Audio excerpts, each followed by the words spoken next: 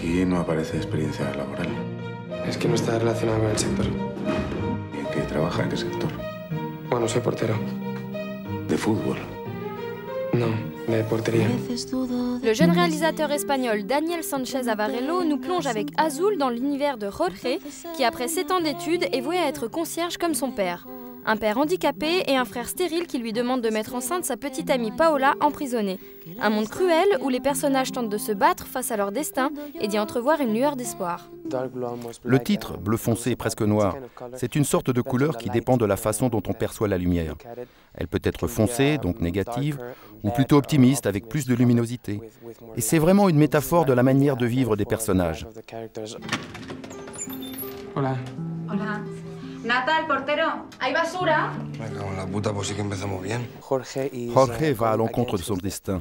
Son père est concierge, il est voué à être concierge lui aussi. Mais il ne veut pas. Il résiste à suivre cette voie. Il prend le bon chemin à partir du moment où il réalise quelles sont ses origines, d'où il vient et ce qu'il veut vraiment faire. J'ai commencé avec l'histoire de Jorge, avec ses troubles existentiels par rapport à son travail, à son père. Et à côté, j'avais créé une autre histoire, celle d'une femme en prison.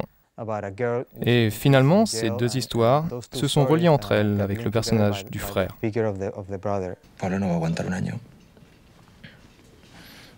Si no lo hago yo, lo va a hacer otro.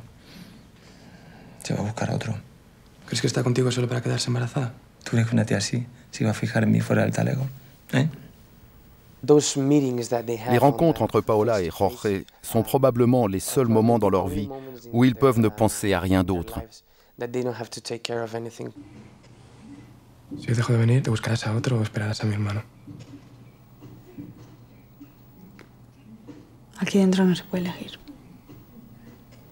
Primé à plusieurs reprises au Goya, Azul représente une génération qui se cherche, où les études ne suffisent plus mais où les rêves persistent. Des points de désillusion et d'espoir qui font la force du film.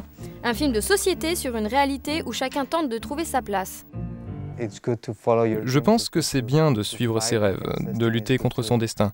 Et si les choses vont mal, de se battre pour avoir ce que l'on veut vraiment.